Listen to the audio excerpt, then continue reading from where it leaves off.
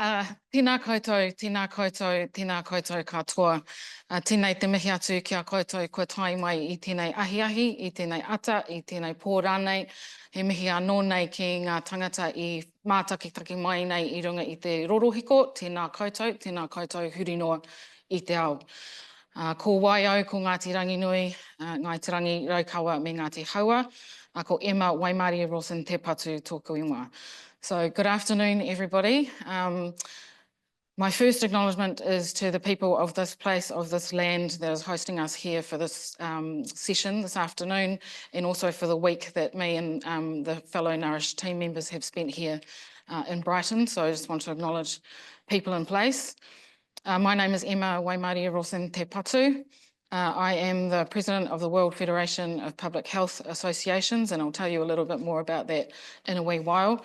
I've acknowledged you all in the room. I've acknowledged my tribal roots from Aotearoa, New Zealand. So I come from 4 different tribal groupings of the Indigenous people of New Zealand, the Māori, Ngāti Ranginui, Ngāi Te Rangi Raukawa and Ngāti Haua. And I am here as one of the members of the Nourish team that you're going to hear all about in the next maybe 30 minutes as I speak and a couple of the team members speak. And then hopefully we'll get an opportunity to hear from you some of your ideas about the ideas that we're presenting here today. And it's essentially, in many ways, this is a world first. So congratulations and welcome. So we have a bit of an order of proceedings, and so I acknowledge you in my language, which is what we do where I come from, and then we also have a blessing to bless the space. So I'm just going to offer a blessing, which is not a religious blessing, it's more of a spiritual acknowledgement to the space and time that we're in. So I'm just going to do a very short one, and it goes like this. Aio ki te whenua, aio ki ngā tangata, aio ki ngā mea katoa, tihei mauri ora. And that means peace to the people, peace to the land, and peace to all things. So just blessing us so that we can go forward with this conversation in a safe way, and then at the end I'll do the same thing. And as I keep talking, you'll begin to understand that this is part of the process of this new community that we're going to introduce you to. And so we've got some more people coming in the room. So I just wanted to, we want to show you what we are as much as we want to tell you about what we are. So in doing that, the other important thing is in all of these spaces that we are hoping to create and bring Indigenous knowledge into, the importance of introductions is really key. So I'm actually going to introduce my team today, which is not something I'd normally do, but we are short on time. But we are going to do a little exercise as well that enables you to kind of tell us a little bit about who you are, and my team will also participate in that, so we can all kind of get a sense of where we are all from. But just, I'm going to call out, would you like to stand up, Nourishers? Very good. So, yeah. So obviously I've introduced myself, I'm Emma. Beside me is Dr. Frederick Lindenkreiner. He's the head of research, co-creation and on the, I should let you do it yourself. Inner development goals from Sweden. So kia ora, Frederick. And then next to Frederick is Cesar Abadia Barrado. He's from Colombia. He's an activist scholar and associate professor of anthropology and human rights at the University of Connecticut. Next to Cesar is Delene Petron. She is a scribe and graphic artist, and you will notice as we continue the conversation today, she will be listening and creating along beside us, and we will talk to you about some of the works on the walls later in the workshop. We also want to acknowledge a couple of people that aren't in the room, and I haven't forgotten you. Rafaela Arquettes, and she is our colleague who is based out of Brazil. She was going to join us, but unfortunately wasn't able to make it. She's a psychologist, research advisor, and we want to acknowledge her, and also Sabine Kleinhardt, who's a senior executive editor at The Lancet, and she's from Germany, and Thresha Naidu, who's based in Canada, and she's a Canada Research Chair in Equity and Social Justice and Global Medical Education and Associate Professor at the University of Ottawa. And last but definitely not least, is Erica Nelson, who many of you will know, Research Fellow, Health and Nutrition Cluster, the Institute of Development Studies, Brighton, UK. Kia ora, Erica. So you're going to hear a bit more about our story and how we came together very soon. Probably should use my slides. That would be very helpful.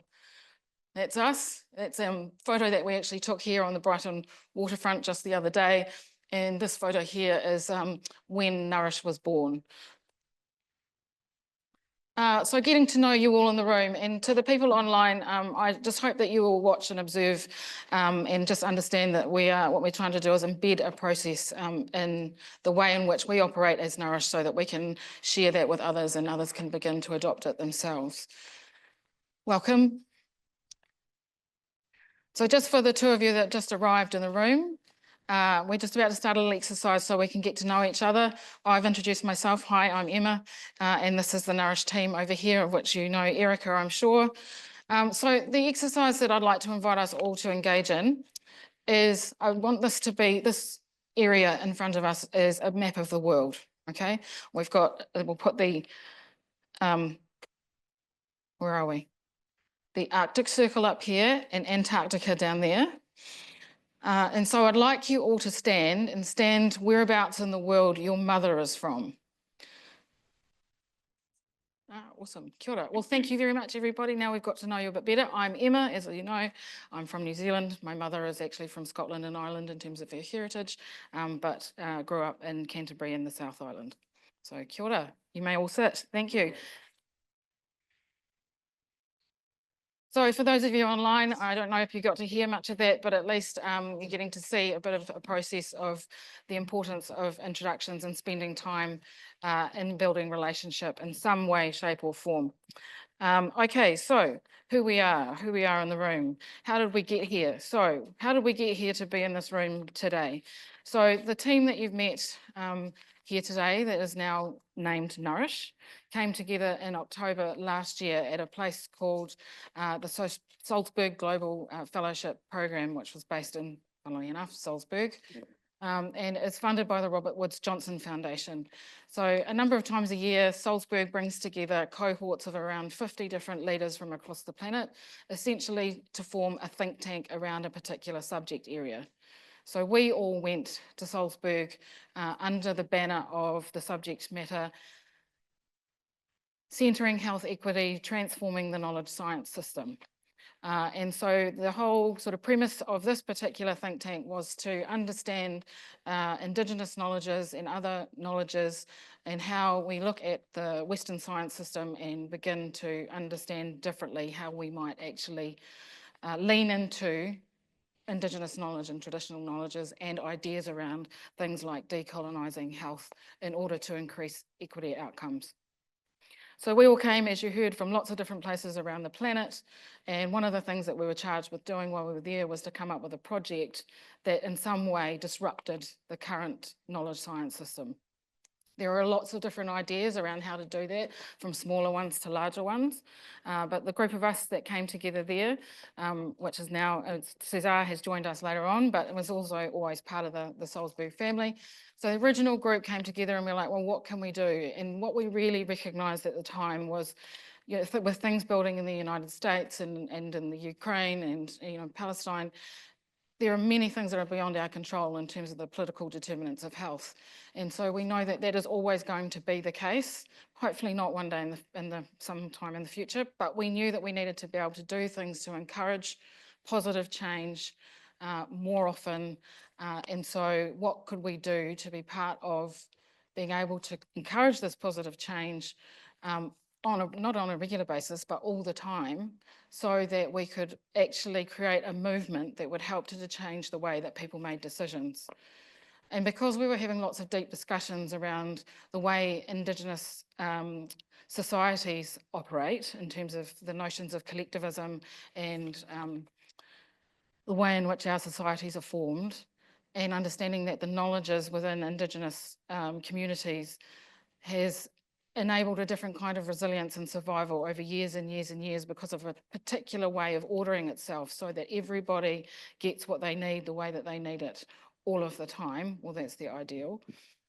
how would we be able to translate those knowledges and those actions into a movement now that would help to support a change in the way that other people think, so that we could actually centre human rights and values-based Indigenous knowledges and those types of belief systems into it to help other people understand how to change the way that they make decisions, essentially change the way, the lens that we look at the world with. I should switch the picture. And so we spent a period of a week in deep discussion and trying to figure out what it was that we wanted to do. And so we came up with NOURISH. And so NOURISH is essentially, we started with the idea of the mycelium. So the mycelium for the mushrooms that grows underneath and nourishes all the things above. And so the idea of that was with a vision for a decolonised and equitable world. If we could create more of a mycelium that connects all the networks of networks, the global networks that already exist, which includes those local, national and global networks, then if we could create a way to transform the way that people behave with each other and interact with each other and connect with each other and value relationship differently, which means valuing time differently, because in Indigenous worlds we see time very differently to in the Western world. It's much more flexible. You know, something's done when it's done. It's not really about the particular outcome. It's about the time that it takes to get to whatever the outcome tells you it is, if that makes sense to you. I hope it does. So the whole idea of understanding what is decolonising for a start was really important in this picture. And then how do we help other people to understand that as a word that isn't scary, but is actually about a set of actions that rebalances the way that we behave as society so that everybody gets what they need all of the time in the way that they need it. So our mission, we will nourish and grow the connectivity and capacity of an aligned local, national and global network of networks and individuals that will create strong change and decision making for equitable wellbeing for all through a movement mechanism. So that's what we're calling Nourish as a movement mechanism. And I think most people in this room will be familiar with movements. So it's about moving people to change by engaging them really in their humanity. And I'll talk a bit more about that in a second. So again, founded on decolonising methodology, Indigenous knowledge and human rights values-based approaches. And the values of our initiative are authenticity, honesty, reciprocity, and most importantly, love. We're going to love the world into submission. So I basically described most of the things that are on this thing, but that's just a summary of points. So why decolonising and indigenising? So I've kind of touched on this a little bit, but get forward, go back. And forgive me if I'm speaking to the converted already, but just for the purpose of all the people online as well, but just so that you really understand what we're trying to achieve here. The recognition of, obviously for me, for where I come from, the most importantly, the recognition of Indigenous peoples and Indigenous peoples' health inequities. So we represent 500 million people on this planet and by and large suffer the greater burden of illness and disease. And so if we're having any conversations about equity, we need to understand that, we need to accept that, and then we need to address that. And the only way to address Indigenous health inequities is to understand how and why we need to decolonise all of our practices, all of our understandings, and all of our approaches to pretty much everything. And so my fortune being president of the World Federation of Public Health Associations has meant over the last few years I've been able to start to socialise the notion of this idea of decolonising public health. And public health to me is everything. So all health comes under that banner. And the interesting thing about that also is that actually the model of public health is actually Indigenous health. It's holistic. So how do we go about doing this? Why is it important socialising the notion? So that's been my work for quite some years now in the Federation, and also understanding not just what it is, but how to do it. And the most important part of that was we needed to make a definition about what we were talking about when we talked about decolonising public health. And so we, at the Federation, we have done that. We have a policy position statement that explains what we mean by that. So we've been out there sort of like talking to people about, what this means for you, to try to also demystify and remove the fear of the word. Because to be fair, it's not really about blaming people for historical injustices, but bringing attention to the facts and then solutions to what we need to do about the current situation, which is what I said, Indigenous people suffering the greater burden of illness and disease of anyone on the planet. And recognising that we are at this very beginning stage, this 101 stage of what it means to decolonise, how to decolonise, why it's important. And so we have an opportunity to define a new way of not just a definition of public health, but a new way of really societal operation, I believe. And I say I believe, but I'm really fortunate to come across these amazing folk at Salzburg Global who all share a similar desire to see a shift in the way that things are done and how and what other possibilities to do that. And again, so we came up with NOURISH as a vehicle for these ideas and philosophies to be translated into the everyday world so that more people understand them and therefore change the way in which they interact, behave, and work in all of the spaces.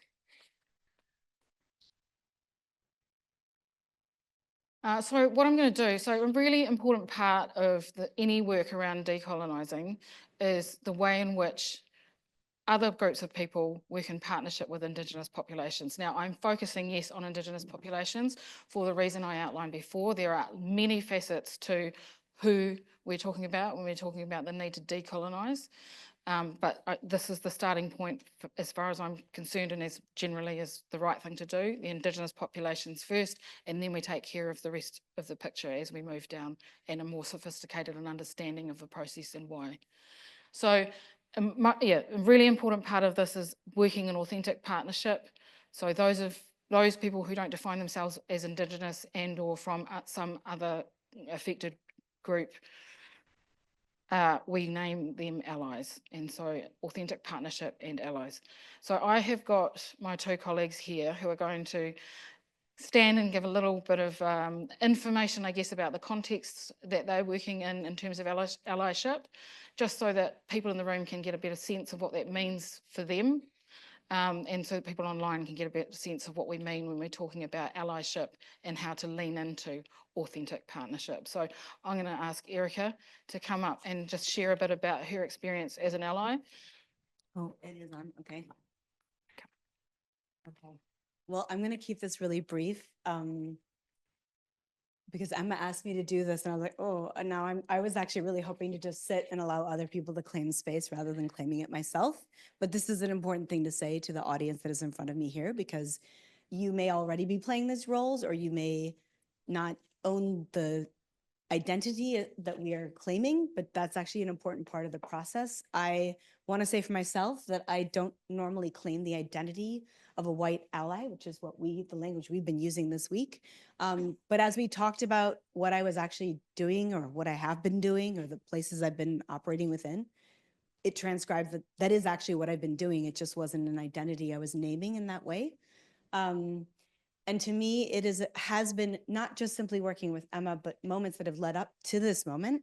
But this particular relationship is grounded in a foundational, I'll just tell the story. When we're in Salzburg, walking around this lake, that is the Sound of Music Lake, because that's where Salzburg Global Seminar is located. And we kept doing walks around the lake to kind of digest, what are we doing? What are we doing? And I turned to Emma and I said, look, I just want to understand better what your vision is and how can I help? And fundamentally, that is the conversation that I've been having in a range of spaces, where then I turn to the person who's in the position, who is coming from the community, that is doing the thing already, doing these incredible things already, and then just showing up, not just in that moment, how can I help, but to keep attending to how I do that and being present to a process that is very much emergent and unfolding. So that question and that intention has been part of every interaction we've had since, which Emma will describe in greater detail. But I think for me, as I understand the form of allyship that I am enacting, it is about a mindfulness that is related to the places of power and the spaces of power that I myself have access to, and creating new kinds of spaces. So even just doing this here today, creating the space here, and then just keep doing that. It's sort of it's not a one-off thing. It's just an attentiveness to our relationship, the relationship we are in, and stepping back, very far back when necessary, but not so far back that I let myself off the hook for the work that I need to do. I'll put it in those terms and then pass it to Cesar. Thank you, Erica. So as I mentioned at the beginning, I'm from Colombia, but and my mother and father and grandparents were born in Colombia, but for the Latin American context, we don't really know who our ancestors are, since we are a mixed race. I'm part of a mixed race, just like Carolina, right? Like we're called mestizos. So a big part of our ancestry is indigenous from the Americas. Another big part of ancestry is from the African diaspora, formerly enslaved people who arrived from West Africa to our countries. And some of that is European Spanish descent from also different journeys. So when we think about issues of allyship and partnership, I think it rings a little bit different for us of who we are. I've been very, very fortunate since the year 2017 to be working with some elders in the Amazonian region around peace building in Colombia. And through them, I've been able to access some of their knowledge that they have very generously shared with me. And in that process, it's been more and more growing in my mind and in my heart how, for me, this process, and I guess it can mean different things for different people, as Erica was saying, right? But for me, in a big part, is to try to reconnect with my indigenous roots, knowing that I will never be able to know them or to claim myself as an indigenous person because I wasn't born to an indigenous community. But in the process of indigenizing myself, in meaning trying to understand the communal values and communalist perspectives behind the practice of living for the beauty and flourishing of everyone in the planet, not only humans, but also the other inhabitants that constitute who we are.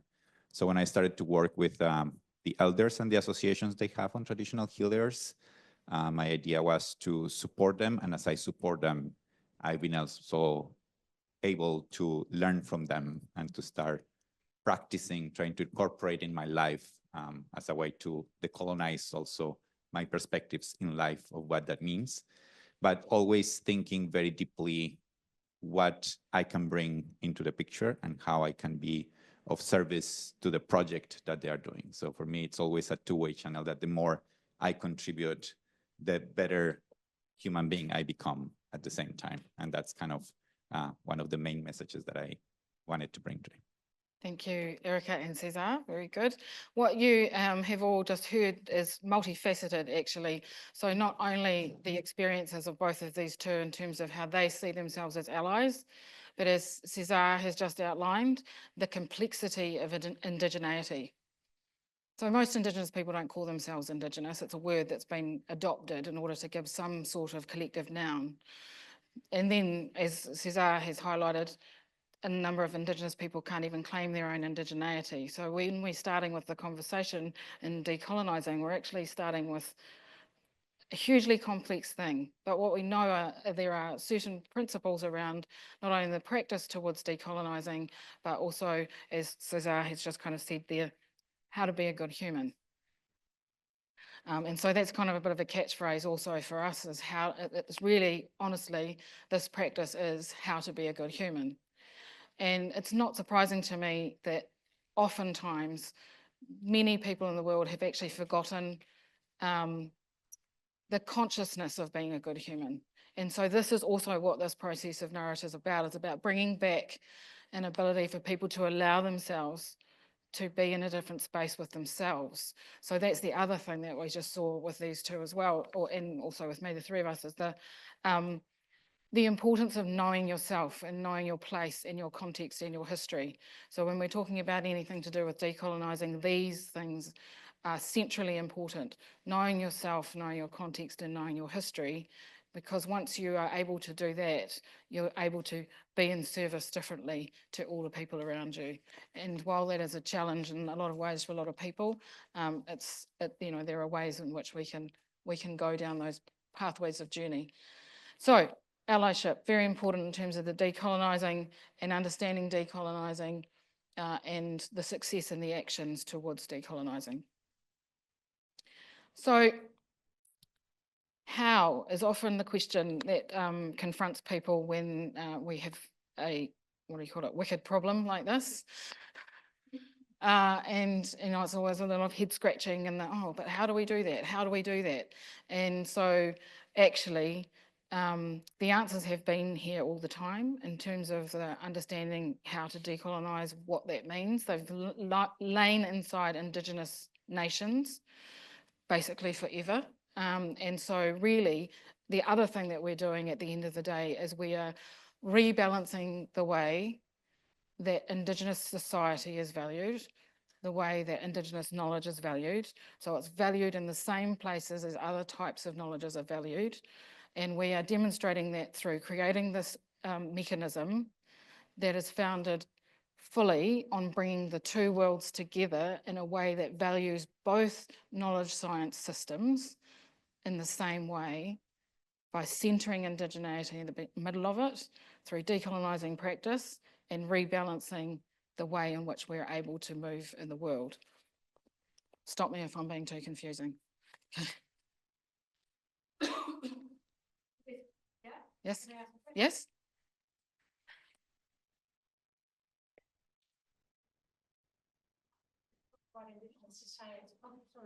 I hadn't realized. I just wanted to understand a little bit more about your thinking when you talk about Indigenous societies, right? So how do you come about that? Is it, because of what you've said, is anyone who's been marginalized through various processes? So is Indigenous societies as the result of a process of marginalization and repression and so on? Or is it about societies that have enough of a common identity, like things that unite them? Or is it just the fact that they've been marginalized? How do you get at that? Is it more relational concept in connection to oppression, or is it sort of a common ground? So you're asking me about how we identify as Indigenous society. Yeah. Is that right? I'm just trying to How does understand it come about? societies in different parts of the world, what they mean. So when you're mentioning that, what are we talking about? So it's a really great question, and it's a really big question. But I'll start by answering. I'll only start by answering it in this way. Okay, so I come from a particular Indigenous grouping that comes from a first world country that was clearly colonised, and so we are the first people of that country. So Aotearoa, New Zealand, and we all come from the same genealogical background, and so we are Indigenous to the place that we come from, which is Aotearoa, New Zealand. So that's the way in which we describe ourselves, or whether other people call themselves First Nations. And I can really only talk with expertise around people from countries like mine, so New Zealand, Australia, Canada, North America, even Norway and the other Nordic countries. So that's the clear understanding of the particular definition of indigeneity that we can use with confidence. And then there are the other Indigenous peoples from other places like the Americas, the South Americas, the Central and South Americas, Africa and whatnot, where people don't tend to use that word as much. Even in India, they don't use that word as much. It's more like talking about tribal groupings. So again, it's a complex conversation because different people describe themselves in different ways. But in terms of, and if you're talking about academically or otherwise, the word Indigenous for people like people in New Zealand who are clearly the First Nations people, Aboriginal and Torres Strait Islanders who are the First Nations people of Australia and the Torres Strait, and then Native Americans in North America and Canadian Native Americans, Native Canadians in Canada, clearly the first people of that land before anyone else set foot. If that's the question you're asking. Yeah. So it's not about that if you're a marginalised person that you're Indigenous, because lots of different groups are marginalised. Yeah. So there's a clear definition, which is why it's really important when we start having the conversation around decolonising, that we start with the notion and understanding that you have to start with Indigenous populations, because the colonisation happened to the Indigenous populations, which included the removal of people from Africa and putting them in places like South America and the United States. But at one point in time, somebody came from somewhere as their first place of being. And so that's the indigeneity that we're talking about. Yeah, cool. Okay. So going back to, okay, so the idea is good, and you know, everyone comes up with good ideas about how to fix things and make the world a better place, and and then it's like, well, how do we do it? You know, we have to really think about these things, and we need to create this system, we need to create that system, and have that framework and that model and all these sorts of things, because I just can't understand how to do it. But there are ways that have, and I'm particularly talking about work.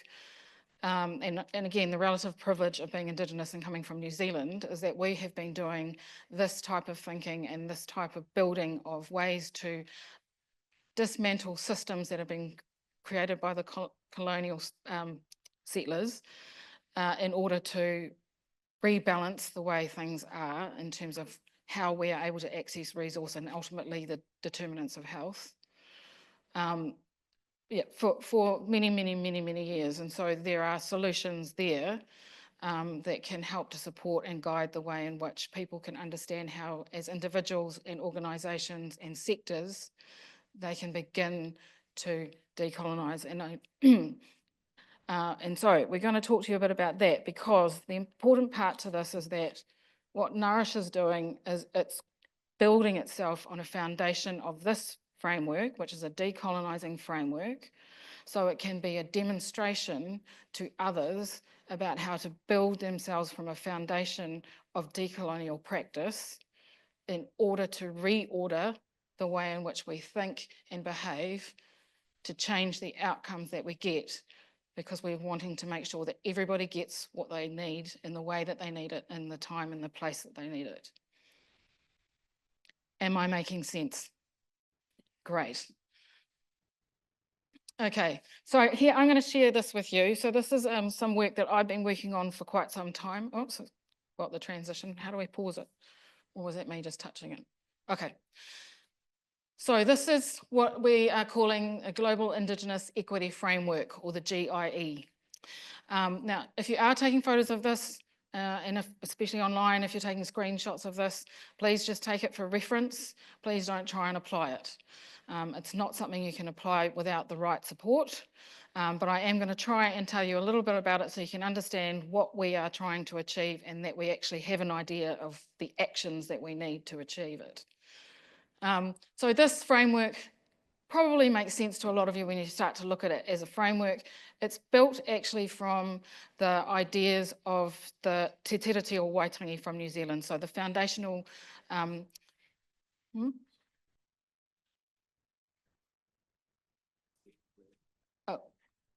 just making sure the technical issues are sorted out for the online audience.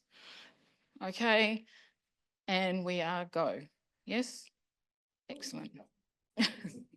Thank you, Kieran. Kieran's doing a beautiful job. He's had a lot to do in a very short space of time, so thank you, Kieran.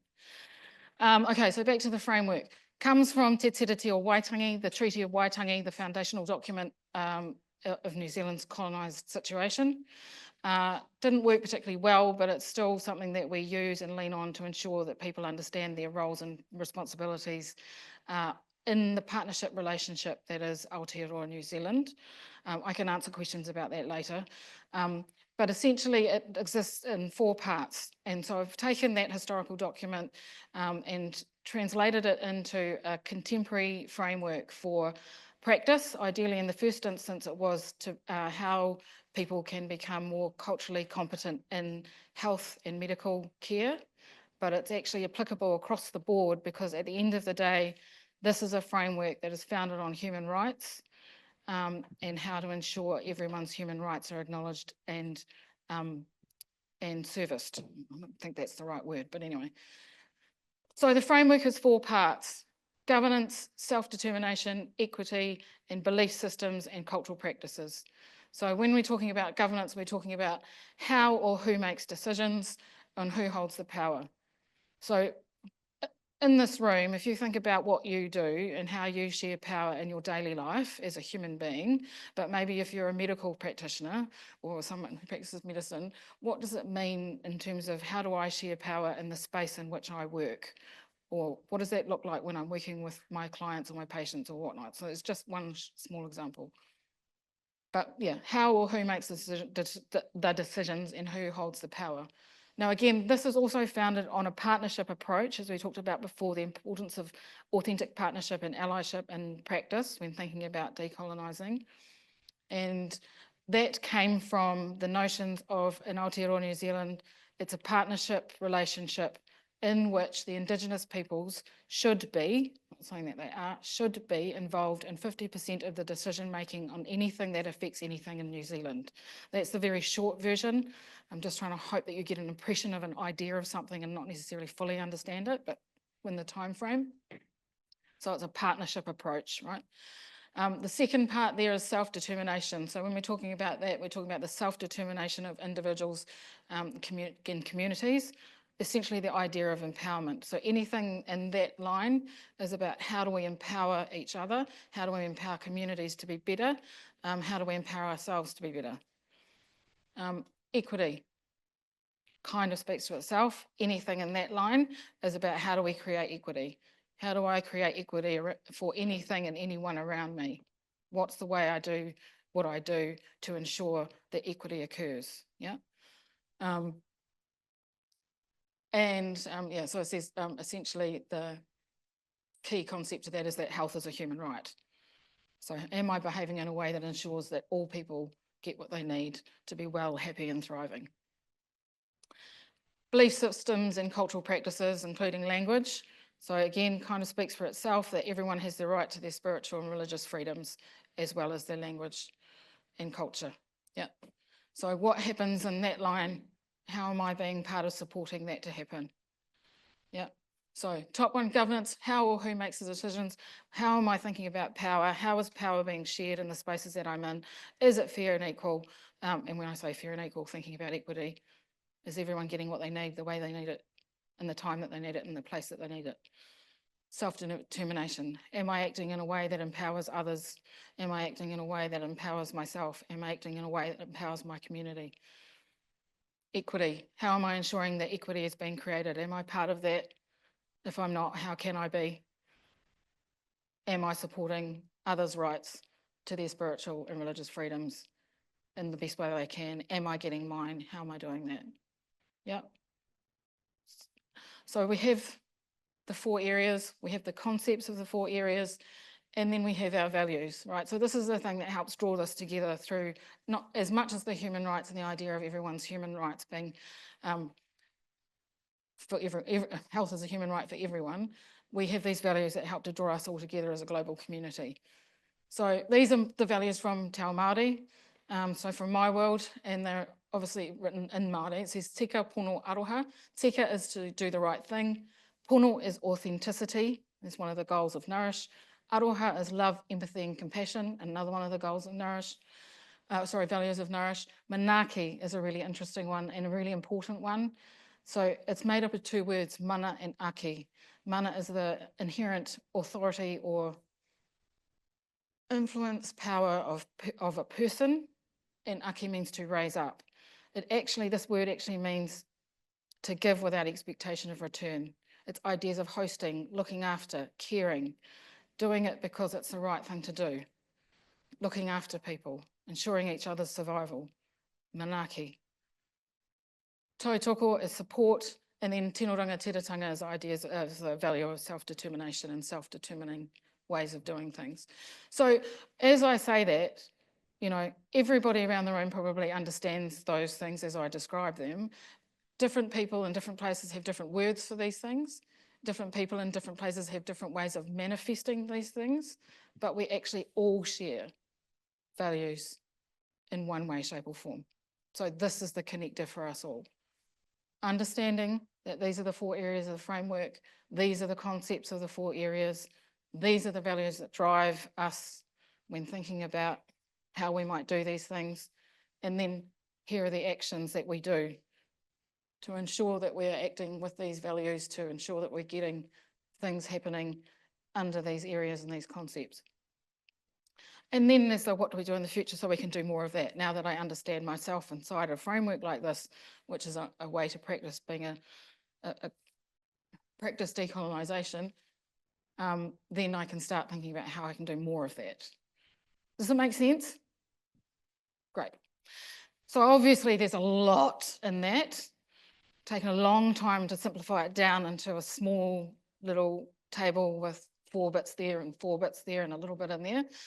But you get the idea, right? So what Nourish is trying to do is we're going to take this and we're going to build ways, well, actually we're behaving in the ways that this asks us to create greater sense of community, to create greater importance on relationship, because relationship is the key to everything, so that we can then help others to understand the ideas of how to be in action with something like this, in the hopes that people will then be able to change the way that they make decisions because they see the world with a different lens, a decolonised lens. How can I be a better human lens? Okay, it's a lot. I don't even know what the time is. It's close to 2. Okay. So, and here's just an easier way to look at it. This is what we call the GIE virtuous circle. So essentially, you know, this is the nice takeaway one because it's just a nice reflective reminder. Belief systems and cultural practice up the top. Interesting because it was down the bottom in the other one.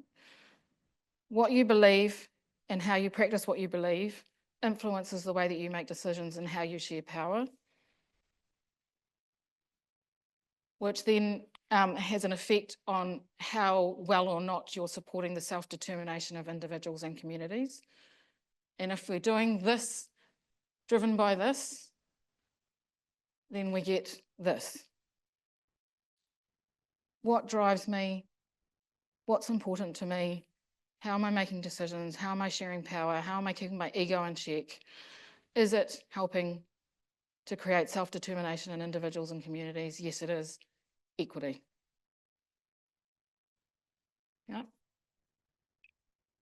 So Nourish is founded on that. So now we're building a global NGO founded on the GIE framework and the decolonising methodologies, Indigenous knowledge and human rights values-based practice. We are in the process of creating this NGO and all the mechanisms that we need to be a fully upstanding NGO, hopefully by the end of this year, but we still need some things. We need funding and we need to figure out our staff structure and appoint a board. We are having a launch. So this is our soft launch. I said at the beginning, welcome, groundbreaking, world first. Launch at the World Health Assembly 78 in Geneva on May the 24th this year.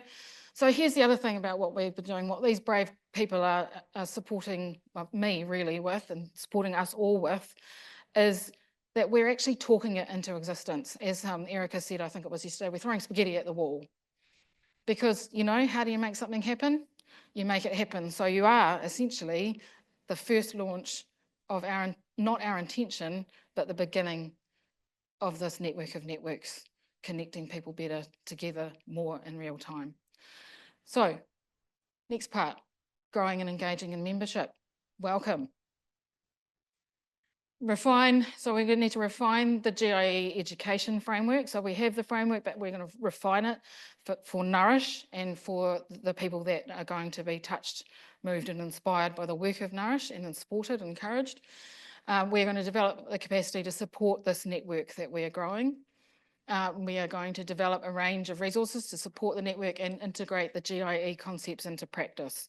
So basically taking that framework, developing it into a more digestible way. And when I say that, that's really about the capacity of the people. So developing more people that understand this, have the language and can translate that to others. so that we can see the movement and the shift occur much faster, much quicker, because more people have the same understanding of how to do this. And then at some point, we'd like to, well, one of the things we're thinking about is how we become a social enterprise, so we have a freedom in our own funding. Because I think most of us know a lot of funding comes with a lot of attachments, and we'd like to be free of that at some point when we get some. So here's the point where you guys get to join in, and I'm just going to say to the folk online, please stay and just observe what's happening if you want to. If you don't, that's fine as well. We will come back at the end and have a bit of a discussion with these folks in the room, so you might be interested in what comes out of that discussion. We're now at 2 o'clock. Okay, I'm recognising that we didn't start for about 10 minutes, so we've got probably till 2:40. So we're going to break up and have a bit of a sort of a workshopy session. If you want to just break up into groups of like 4 or 5 maybe. We're going to have a discussion about these things here. Again, for the people online, there's a QR code. If you can see the QR code and you can scan it, there's a form there that is a registration of interest form, but more importantly, at the bottom, it has one of the questions relative to the discussion we're having today. So I'd really like you to go and open that form and see if you want to give some contributions to this discussion by way of answering, in particular, the last question. But we'd love to hear from you, know who you are. Please, if you're interested in the work that we're doing here, we'd love to hear from you. So, group discussion. But actually, just before we go into that, I just want to check, did anybody have any questions, burning questions, that they'd like to ask before we break up into this discussion around how Nourish might work for your organisation, or what would you like to be part of Nourish, and what do you think you'd like to do? So are there any burning questions before we break up into having a conversation? My team will circulate around everybody and join in your conversation with you. No burning questions? Okay, great. Okay, so groups, so let's just say four people. And let's talk about, how do you see Nourish being useful in your workplace, organisation, or individually? What can Nourish do for your organisation? And or what ways would you like to be part of Nourish? And we'll do 20 minutes discussion, and then we'll come back to share, and then by then it'll be time to wrap it up. Great. Okay, welcome back everybody. Welcome back to those of you online. Couple of technical issues, but what would a workshop be without them? So hopefully everyone online was able to access the new QR code so that you could start to give us some feedback on the things that you might like to know about Nourish, or how you might like to be involved. The chat is also available there again for those of you still online with us. If you want to input some things into the chat. We've still got about 15 minutes that we can hear from you. We are going to go over time since we started late, so hopefully you can stay with us for another 20 minutes. And we really look forward to hearing your feedback from the people online. And now we're going to go to the people in the room who've been having some very fruitful and rich discussion, and I certainly have been asked some quite chunky questions. Just like to, I guess, go around the room and ask each person what was something that you discussed, or even if you have a question to ask, I'm happy to answer any questions, or if my team can answer any questions. So I might just start here. I'm going to be closing the people. Thank you. Thank you. It's a great initiative, and I look forward to being at least engaged in the conversation in the future. Excellent. I work on issues of sustainability and decolonization here in wherever I work. And there we ask a lot about, well, since sustainability is a holistic area of work, we have to think about what is it that we're trying to decolonize. So what is it that we're trying to resist and dismantle and build alternatives to? And I wonder in Nourish if there is such a, you said decolonize everything, but what is this everything we want to decolonize? Do we want to name this everything? Do we want to frame it? Do we want to understand and recognize it so that we also see where it creeps in the whole time as we try to decolonize as well? Yes, it's a great question, and I'm going to try and answer it. It may not be the final answer, but ultimately, at the end of the day, we're trying to decolonize mindset. because mindset makes changes to everything in front of it. So if you can decolonize the mindset, then the way that we build things and the way that we, drive things is driven from the right place. There you go. Mindset. Thank you. Yep. Just Oh. a question or feedback from your conversation. Or... Well, another thing that we were discussing was actually how coloniality can creep. You were suggesting that as well, that coloniality can creep even when you're trying to attempt decolonizing initiatives. And we were discussing that sometimes in exercises that we've witnessed in which you're trying to bring other perspectives, more participation of communities in public health, and how that coloniality can creep in, and so how you are attentive to that. Thank you.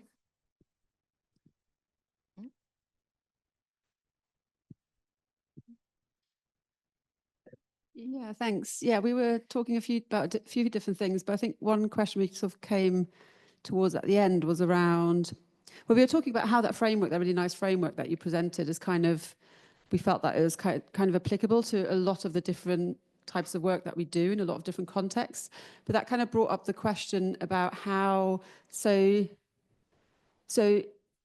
kind of Indigenous populations might be more obvious in some settings compared to others, and how we can think about that more and bring that in more in settings where perhaps people are marginalized, but they might not be Indigenous in the same way that you described earlier. So that was kind of a question that we sort of came towards at the end, I guess. Well, it's a good piece of thinking, and it's only called Global Indigenous Equity Framework because it came from me and from my perspective and context. You could take out the Indigenous bit and just call it a Global Equity Framework. Yeah. Oh, but the important part of that is acknowledging that there's Indigenous knowledge in there, right? But if you're using it, for example, this is why I say you can't use it without support. And that's what we're going to do, is we're going to find ways to develop more people that can have more conversations about it in a much more global way, so that it can be used applicably in multiple spaces. And so understanding that, so when you go into somewhere and you want to apply it to something, you not only this is another really important point, right? So you're not going to take it to apply it to a place and a people. You're going to go and work with the place and the people as to how you mold it to fit the particular thing or people that you're working with. Making sense? Yes. Yeah, I don't think I'm going to raise a question that hasn't been asked already. So forgive me in advance because it might be like repetitious and saying nothing new. But I guess what has like strikes me the most strongly is your question at the beginning, which is how, and then like scooping that in with your brilliant, I think, feedback that it's about mindset. Because then if you kind of go from holding the big zoomed out lens to the kind of like micro zoomed in lens, and you say like micro process, how do you foster or ignite or whatever words you'd use changing a mindset? Because then, again, apologies if I'm misunderstanding, there's something about that which is how do you do that whilst trying to kind of draw it out of people without like asking them to do that again, because then there's like a recursion of possibly doing too, or like asking of. It's just occurred to me, I was going to say something else, but just in responding in that moment to what you said just then. Does that make sense? I think so. Yes, there's lots of parts to the answer to that, but where was I going to start? Sorry. I did have an answer. Can you just try one more time? Yeah. Shorter, maybe shorter? Yeah, of course. In a bid to kind of try and elicit, I guess, or try and nourish. Oh, sorry, I know what your idea. Okay, I know what the answer is. Thank you. So a big part of what we're trying to achieve is demonstration.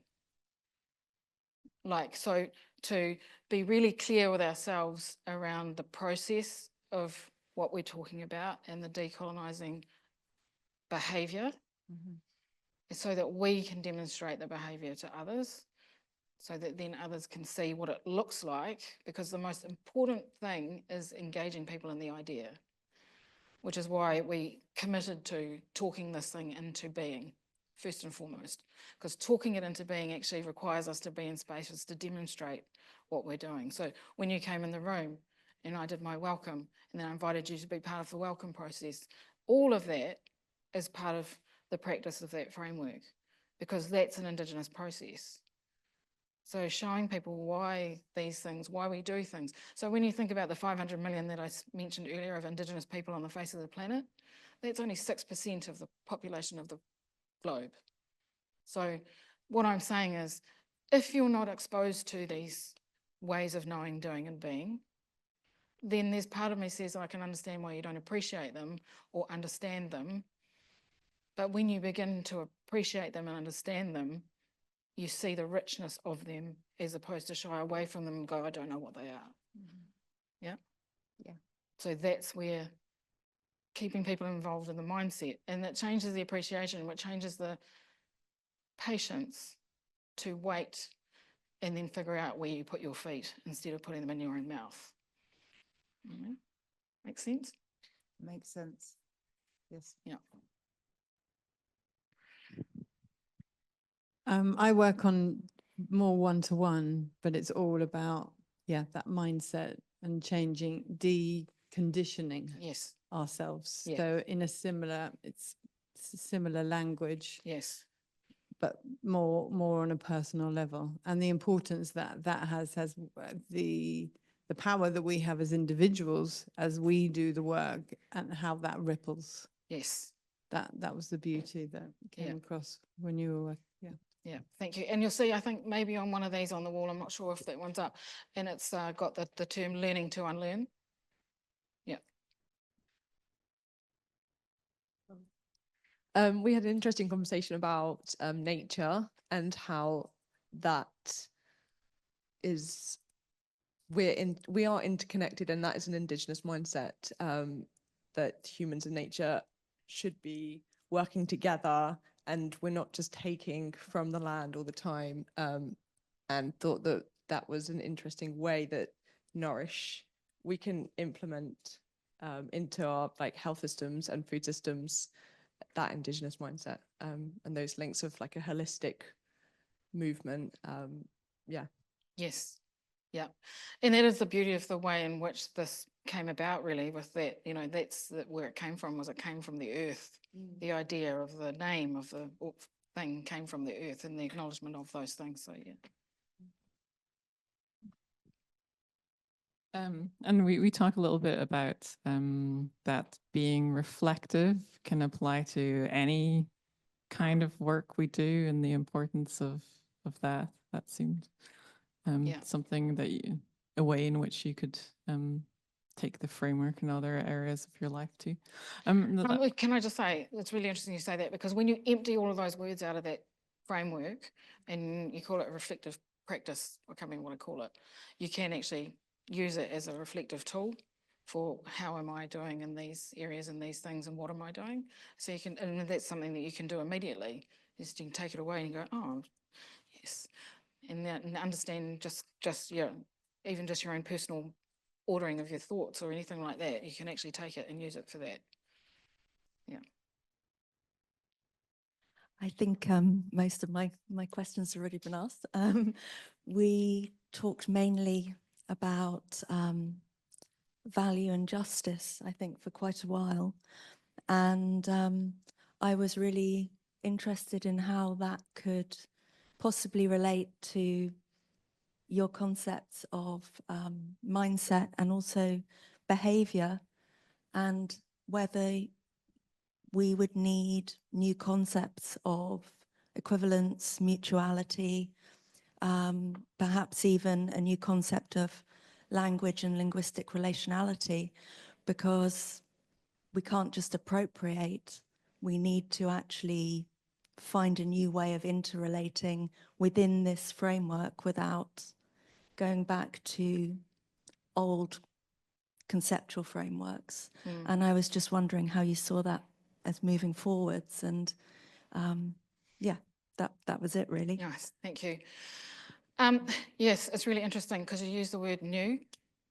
Well, yeah, it isn't. and we don't need new things. But you also acknowledge that we don't want to be appropriating things. And we had that discussion around how easily things are appropriated, even with the best intention. So here's the thing about this, and we're going back to this authentic partnership and relationship with those people who need you to be in relationship with the most. I'll put them that way. In this instance, we're talking about Indigenous people.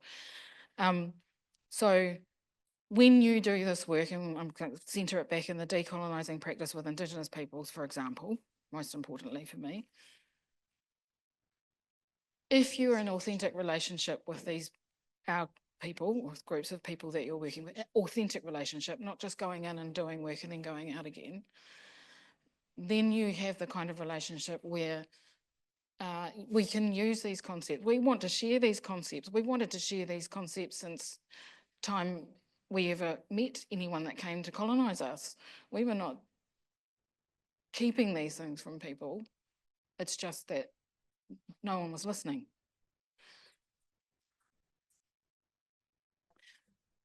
And that's why, and that's right, but that's also why, you know, the learning to unlearn, the reflective practice, the sitting back for allies is really important, because allies are so helpful because you can carry the conversation forward around why it's not new. And so if someone says, oh, I've got this new idea, and you go, actually, do you know where that actually came from? Yeah. So, and can we acknowledge the people who also there on the? Certainly can. I've just had it brought to my attention that there are some. You read them yourself? I can. Yeah, allow it. I did some people online who have been sharing some thoughts. Adrian Te-Patu in New Zealand. Actually, I'd like to acknowledge Adrian. Adrian is the chair of the Indigenous Working Group of the World Federation. And without the Indigenous Working Group of the World Federation, I wouldn't be here today, to be fair. The work and the efforts that we've made to decolonise public health globally is being driven by that group. So Adrian says, I'm keen to support the creation and development of NOURISH, of the NOURISH GIE. Excellent. And what else have we got? Amanda Jane, I've completed the form. Thanks, Amanda. This feels like a great opportunity to synergise and align your values with ours down here in Southern Africa, e.g. Ubuntu, and tackle this together. So that's fantastic. Thanks, Amanda. Again, from Adrian, the framework is profoundly transcultural, therefore familiar across jurisdictions. Well done, Nourish.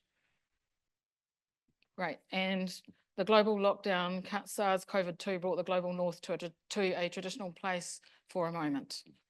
Yes, it did. Yes.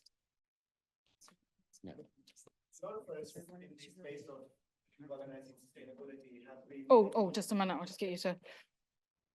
I've been thinking that we've talked a lot about decolonization. Yes.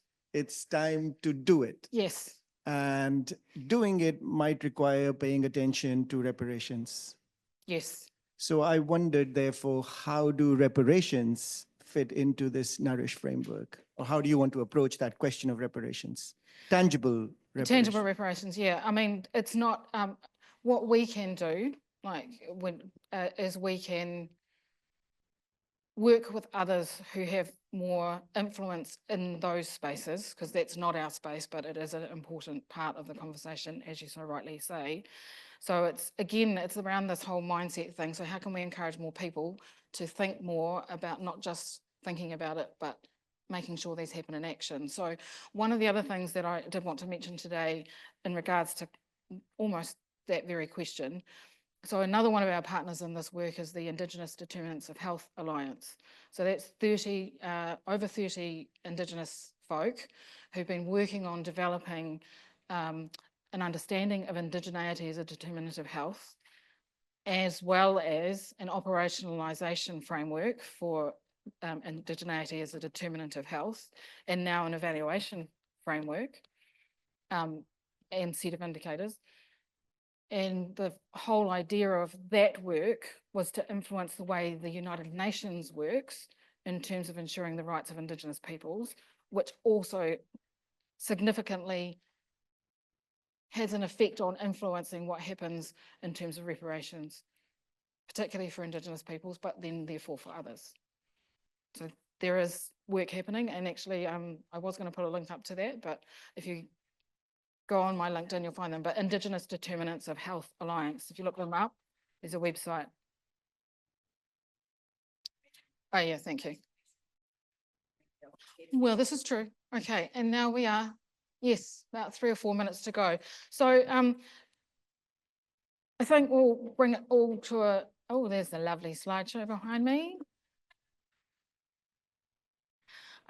That's great. So the photos up here come from the beginning of our relationship and the birth of Nourish right through to where we are today. Did you want to say something? I just wanted to say something very brief around the conversation that was happening in terms of like the mindsets and what to do. And I think another aspect is the experiential level, as you were mentioning. And I think part of the experience and the shifting mindsets for the coloniality, I think that it's very important in this group, is the possibility to symbolize through art, so that the knowledge doesn't emerge just rationally, but by visualizing what we're trying to achieve. So just an invitation before you leave the room to pay attention to the art that has been growing thanks to the lean as the Nourish has been progressing. So that's the only thing I wanted to mention. Absolutely. And yeah, the importance of the work that Delene has been doing. So when we met her in Salzburg, to help us to kind of see ourselves and in a different lens, I guess, through the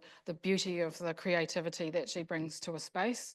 And also for me, the demonstration of deep listening in order to translate information is one that, you know, we really can take a lot from. So I think that process in itself is touching our hearts, souls, and mindsets a lot, because there's a lot of this that needs that depth of communication, relationship building, and arts is a very, very helpful transformative means. We also have our colleague Terusha, who is coming back once in a while with research-based poems of how the work is done. So that's added different ways of seeing what we're trying to imagine, sorry. Because it's a lot is known, but a lot new of things of how to make it happen needs to be developed. well, yeah, in many ways, a reflection of, you know, Indigenous culture and healing, because art is healing. And so it makes sense that this should be, you know, prioritised in all of the things that we do. Really recognising the timing and also the significant nature of what we've been discussing today. And so we don't ever do this work without a closing. So we have a beginning and we have an ending, which takes care of all of the things and the people in between. So I am going to do an ending, but I want to do one quick round, and I know you've all shared something, but what's one thing that you're going to do differently after you leave the room today? One thing. So do differently or take away. We'll start this. One thing. Oh, it's pressure now. Oh, yeah. I think she's already done her thing. Oh, yeah, maybe. I'm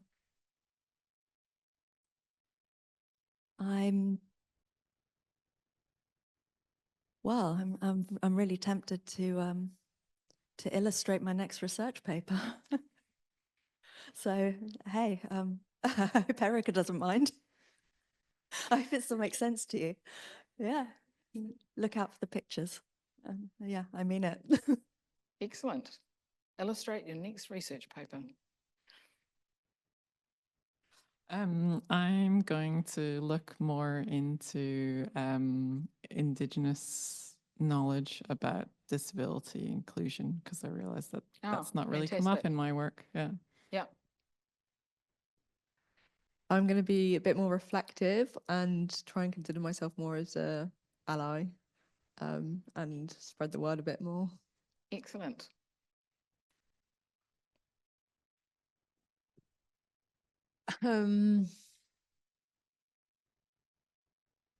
Be more conscious on how to be that ripple, how that ally work. I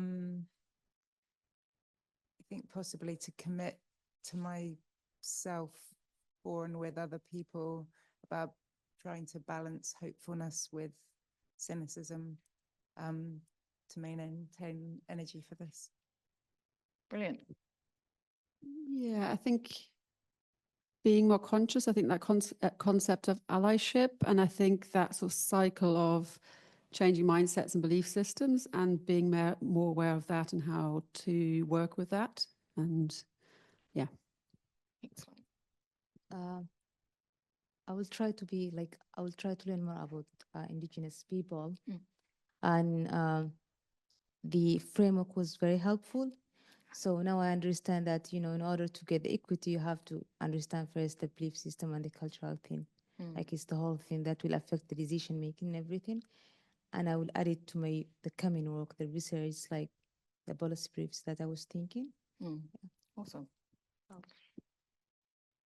I think questioning why we don't speak about decolonization in every health space. I think it's kind of being more aware of what is treated as normal and like allowing for the space of different types of knowledge in whatever like I would do in the future. Yeah. Brilliant.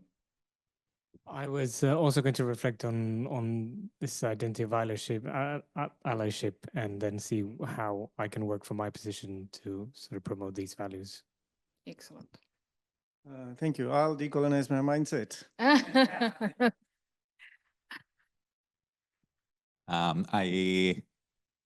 I will go back to things. Like I think that's part of the changing, that you think you learn things just by saying them once, and I think you have to revisit, and that's what I've been learning from elders too, right? Like the more you go to things, the more you learn.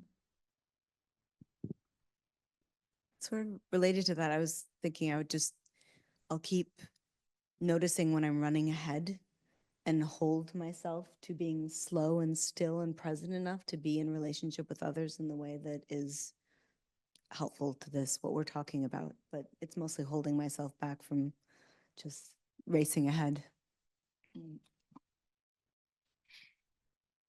I think I'll continue this dialogue with people that really don't know. So yeah, near me.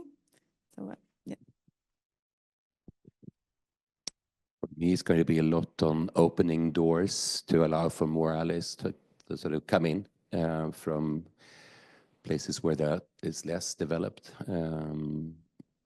And that requires people to be able to think slow and accept that there are deep listening that's required for some mindset changes. That's probably the first, valuing sometimes the slower to get faster change. Amazing. So thank you very much, everybody, for your your being here, your willingness to, introduce yourselves by the way in which we did it today, your willingness to lean into the conversation, and also to share and then also make decisions on actions that are going to help to support the change. What am I going to do? I'm going to make sure I look after myself so I can do more of this. And just want to say thank you very much to Erica for ensuring that we had a space and a place to be able to bring Nourish for its first outing, not only here at IDS, but to the world. I'm extraordinarily proud of this team of people and the things that we're about to do. So just once again, thank you to you from me and from my people. Thank you to all of you from my people. And I'm going to just offer a blessing to close us and send us off into the rest of the day and the rest of the things that we need to do. So, tēnei te mihi atu ki a koutou, māku te mahi, hei whakakapi tā mātou hui. Nō reira, whakataka te hau ki te uru, whakataka te hau ki te tonga, kia mā kina ki uta, kia mā taratara ki tai, e hi aki ana te a tākura, he tio, he huka, he hauhu, tihei,